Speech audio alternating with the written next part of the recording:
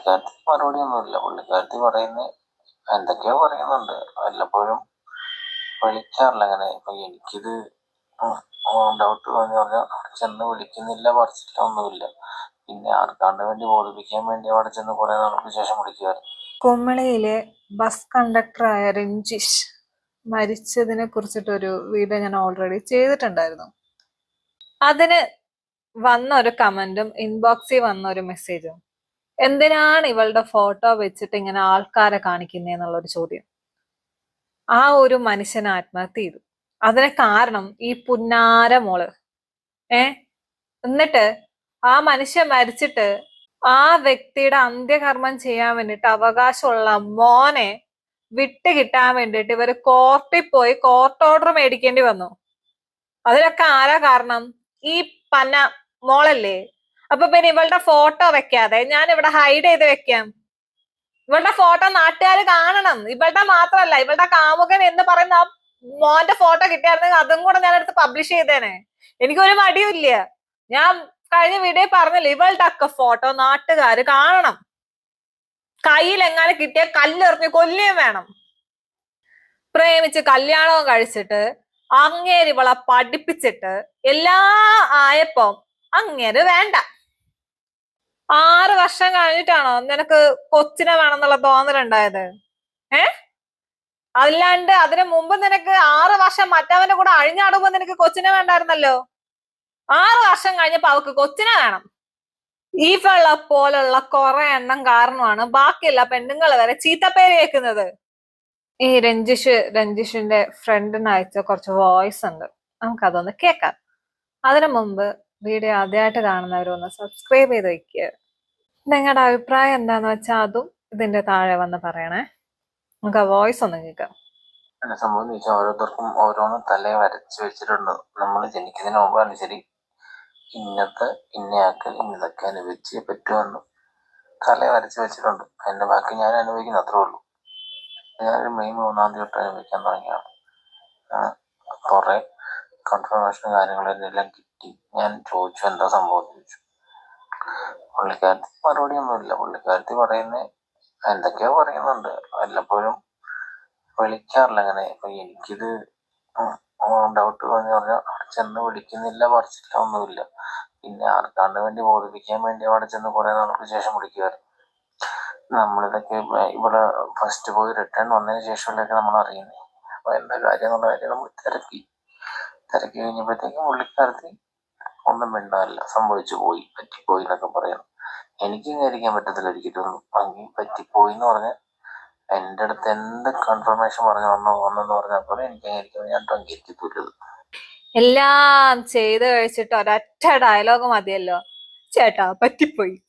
ഒറ്റയടിക്ക് പറ്റിക്കണം ഭിത്തിയില്. അതോടെ തീരണം അവളുടെ പറ്റിപ്പോക്ക്. പ്രേമിച്ച് കല്യാണവും കഴിച്ച് അവളെ പഠിപ്പിച്ച് ജോലിയും മേടിച്ചു കൊടുത്തിട്ട് അവളെ ഗൾഫിൽ പോയപ്പം അവിടെ കണ്ടവന്റെ കൂടെ എടുത്തിട്ട് അവൾക്ക് പറ്റിപ്പോയി പോലും. നിനക്കൊരു കൊച്ചുണ്ടെന്നുള്ള ബോധങ്ങൾ ഉണ്ടായിരുന്നോ ഈ പറ്റിപ്പോകുന്ന സമയത്ത്? ഇതുപോലുള്ള കുറെ എണ്ണങ്ങൾ കാരണമാണ് ഞാൻ കമന്റ് ബോക്സ്, ചില വീഡിയോസിന്റെ കമന്റ് ബോക്സ് കാണാറുണ്ട്. എന്താണെന്നറിയോ? കല്യാണം കഴിച്ചു കഴിഞ്ഞാൽ പെണ്ണുങ്ങളെ ഗൾഫിലോട്ടൊന്നും ജോലിക്ക് വിടരുത്, അവളുമാർക്കൊന്നും അവിടെ നിൽക്കാൻ പറ്റത്തില്ല, അവിടെ കണ്ടവന്മാരുടെ കൂടെ പോകുന്നുള്ള കമന്റ്. ഈ വീഡിയോയുടെ അല്ല, പല വീഡിയോയുടെ താഴെ ഞാൻ ഇത് കാണാറുണ്ട്. ഇതുപോലെയുള്ള അവന്മാര് കാരണം ഇതൊക്കെ കേൾക്കുന്നേ. മാന്യമായിട്ട് ജോലി എടുക്കുന്ന പെണ്ണുങ്ങൾ പോലും ഇവളെ പോലുള്ളവന്മാര് കാരണം കേൾക്കേണ്ടി വരുന്നു. ആൾക്കൊരു എന്തെങ്കിലും തരത്തിലൂടെ ഒരു ബുദ്ധിമുട്ടുണ്ടാക്കിയിട്ടുണ്ട്. ശരിയാണ്, ഫുഡിനാണ് ഇപ്പോഴും ശരി. ഞാൻ ഈ കല്യാണം കഴിഞ്ഞാൽ സ്വന്തം ഡ്രസ്സ് വാങ്ങിയിട്ടില്ല, ഒന്നും ഞാൻ ചെയ്തിട്ടില്ല. എല്ലാവർക്കും എന്റെ കൊച്ചിനെ വേണ്ടി വെക്കും വേണ്ടി ഞാൻ ചെയ്തോണ്ടിരുന്നത്. അവള് ഞാൻ പറയുന്നില്ല, പറഞ്ഞാൽ കുടിക്കോ, ഞാൻ പറഞ്ഞിട്ട് ഞങ്ങൾ പറയിപ്പിക്കരുത്. അവനുണ്ടായി കഴിഞ്ഞ ശേഷം എനിക്കിട്ട് ചെയ്തത് കേട്ട് കഴിഞ്ഞാൽ അത് ശരിയാവത്തില്ല. എല്ലാവർക്കും പുള്ളിക്കാർ ശമ്പളമുണ്ട്, സാലറി 50,000 ശമ്പളമുണ്ട്. അതുകൊണ്ട് പുള്ളിക്കാരത്തേക്ക് എന്ത് വേണമെങ്കിലും അവിടെ വന്നുണ്ട്. അതിനൊട്ട് തുള്ളിക്കൊണ്ടിരിക്കുന്ന ബിന്ദുവമ്മ ആയിക്കോട്ടെ, എനിക്ക് എന്റെ അടുത്ത് വിഷയമുള്ള കേസല്ല. അവര് ചെയ്യട്ടെ, എന്താന്ന് വെച്ചാൽ ചെയ്യട്ടെ. കൊച്ചിനെ വിട്ടുകൊടുക്കണോ വേണ്ടത് ഞാനല്ല തീരുമാനിക്കും. അതിന്റെ കാലഘട്ടം കഴിഞ്ഞു പോയല്ലോ. അത് പിന്നെ അത് ചെയ്യും. സമയം വരട്ടെ, അല്ലെങ്കിൽ അവർക്ക് എന്നെ വേണ്ടത് ഇട്ടടിച്ച് പോട്ടെ, എനിക്ക് എൻ്റെ അത് മോശമില്ല. പിന്നെ ഞാൻ ആ വെല്ലുവിളിച്ചനെ ആ ബിന്ദുവിനെ ഓർത്തിട്ട് മാത്രം ആ കൊച്ചിനെ അങ്ങോട്ട് വല്ലപ്പോഴും ഞാൻ വിടും. അതുപോലെ എനിക്ക് ചെയ്യാണ്ടിരിക്കാൻ അറിയാം. പക്ഷെ എനിക്ക് എന്റെ മനസാക്ഷി എനിക്ക് അനുവദിക്കത്തില്ലാത്തതുകൊണ്ട് മാത്രം ഞാൻ വിടുന്ന വല്ലപ്പോഴാണ് പോലും. കുഞ്ഞിനെ വിട്ടു കൊടുക്കണോ വേണ്ടോ ഞാനല്ലേ തീരുമാനിക്കുന്നത്. ആ കുഞ്ഞായിരുന്നു ആ മനുഷ്യന്റെ ലോകം എന്ന് പറയുന്നത്.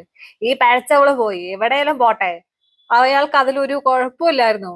ആ കുഞ്ഞിനെ മതിയായിരുന്നു അങ്ങേർക്ക് ജീവിക്കാൻ വേണ്ടിട്ട്. അതുകൂടെ അടിച്ചോണ്ട് പോയി. എന്തേ? 6 വർഷം കഴിഞ്ഞിട്ട് കൊച്ചുണ്ടായില്ലേ? ഉണ്ടാവത്തില്ല എന്ന് തിരിച്ചറിഞ്ഞുകൊണ്ട് ഇതിനെടുത്തോണ്ട് പോയതാണോ മോളെ നീ? അല്ല, ഇത്രേ നാള് കൊച്ചിനെ വേണ്ട, ഒരു വേണ്ടായിരുന്നു അവൾക്ക്. 6 വർഷം കഴിഞ്ഞപ്പോ അവള് കൊച്ചിനെ ഉണ്ടാക്കാൻ വന്നേക്കുന്നു. എന്തുകൊണ്ട്? മറ്റവനെ കഴിവില്ലാതായി പോയോ? ഇവളുടെ കൂടെ നിൽക്കുന്ന നിന്റെ അടുത്ത് എനിക്ക് ചോദിക്കാനുള്ളത്, നിനക്ക് നട്ടലുണ്ടോടാ നാറി? ഉണ്ടോ? ഇവളുമായിട്ട് ഉണ്ടാക്കുന്ന ഫോട്ടോയും വീഡിയോയും ഒക്കെ എടുത്തിട്ട് ആ മനുഷ്യനും വീട്ടുകാർക്ക് അയച്ചു കൊടുക്കാൻ നിന്നെ കൂളപ്പുണ്ടോ? അല്ല, നീ അയച്ചു കൊടുത്തത് എന്തായാലും നന്നായി. ഇതുപോലുള്ള ഒരു വഞ്ചകി ആണ് ഭാര്യ എന്ന് ആ മനുഷ്യൻ അറിഞ്ഞത് നന്നായി. ഇല്ലെങ്കിൽ ഇതിനെ വിശ്വസിച്ച് ആ മനുഷ്യൻ കുറെ കാലം ജീവിച്ചേനെ. ആ കുഞ്ഞിനെ ഇവളുടെ ഒന്നും കൂടെ വിടരുത്. കുറെ കഴിയുമ്പോ വേണമെങ്കിൽ ആ കുഞ്ഞിനെ ഇവളൊക്കെ കൊണ്ടുപോയി ആർക്കെങ്കിലും കൊടുക്കും. ആ കുഞ്ഞ് ജീവിതത്തിന് ഒരു ഭാരമാണ്, അല്ലെങ്കിൽ ഇവന്റെ കൂടെ ചാടിയിട്ട് വേറൊരുത്തന്റെ കൂടെ പോണം തോന്നിക്കഴിഞ്ഞാലേ, ഇപ്പൊ അവന്റെ കൂടെ പോണെങ്കിൽ ഈ കുഞ്ഞ് ബാധ്യതയാണെന്ന് അറിയുമ്പോ അതിനെ കൊണ്ട് കളയും ഇവളൊക്കെ. എല്ലാം കഴിഞ്ഞ ഡിഗ്രിക്ക് പോകണമെന്ന് പറഞ്ഞു. ഡിഗ്രി പാസ്സായാണ് PGക്ക് പോകണം, PGക്ക് വിട്ടു. PSCക്ക് പോകണമെന്ന് പറഞ്ഞു. ഇതെല്ലാം ചെയ്ത് കൊടുത്തിരുന്നു കൊണ്ട് പക്ഷെ വീട്ടിൽ നമുക്ക് ഇതുപോലത്തെ പണി തരുന്നുള്ള കാര്യം നമുക്കറിയത്തില്ല. ഈ മനുഷ്യനെ ഊറ്റാവുന്ന മാക്സിമം ഊറ്റിക്കഴിഞ്ഞപ്പം അവൾക്ക് വേണ്ട. അതുവരെ നല്ലവൻ, നല്ല ഭർത്താവ് ഒക്കെ ആയിരുന്നു. ഊറ്റാവുന്നതൊക്കെ ഊറ്റി അവൾ ഒരു പൊസിഷനിലെത്തിയപ്പം അവൾക്ക് ഇങ്ങനെ വേണ്ട. 50,000 മാസം ഉണ്ടാക്കുന്നുണ്ടല്ലോ, അതിന്റെ വേണ്ട. ഇപ്പം ഇത്രേ ആയില്ലേ, ഇത്രേ നാട്ടുകാരുടെ ശാപവും പ്രാക്കും കൊണ്ട് നീയൊക്കെ എങ്ങനെ സമാധാനത്തോടെ ജീവിക്കുന്നു കാണണം.